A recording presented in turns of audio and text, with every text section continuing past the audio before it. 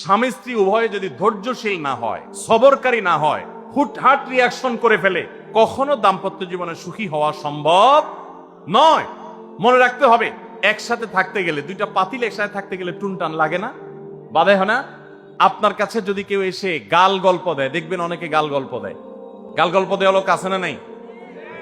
ভাই 30 বছর সংসার করেছি, জীবনে আমাদের একটা কথা হয়নি। ডাহা মিথ্যু, এ লোক ডাহা মিথ্যু। আপনার 50 বছরের সংসারে কোনো বিষয় হয় না। হ্যাঁ, ঝগড়া করেন না, সেটা ভিন্ন বিষয়, কিন্তু ভিন্ন মত হবে না, দ্বিমত তৈরি হবে না, নিজেদের মধ্যে ভুল বোঝাবুঝি তৈরি হবে না, একবারও হবে না জীবনে, অসম্ভব। মুহাম্মদ সাল্লাল্লাহু আলাইহি সাল্লামের ঘরে যদি হয়ে থাকে, আলী রাদিয়াল্লাহু তাআলা ফ্যামিলিতে যদি হয়ে থাকে, সাহাবীদের ঘরে ঘরে যদি হয়ে থাকে, আপনি কে? মনে রাখবেন, এই সমস্ত ডাহা মিথ্যা কথা শুনে আপনি চিন্তা করেন, হায় হায় রে, তাহলে আমার বউটা এত ডাইনি। আর মহিলা চিন্তা করে, আমি স্বামীটা এত অমানুষ, কত বড় ডাকাত। দেখো, তারা স্বামী স্ত্রী জীবনে কোনো কথা হয় না, আর আমার স্বামী ডেইলি একবার মা বাপ তুলে না গালি গালাজ করলে তার পেটে ব্যথা জমে না। এই সমস্যাগুলো আছে না নাই? ভাইরা আমার,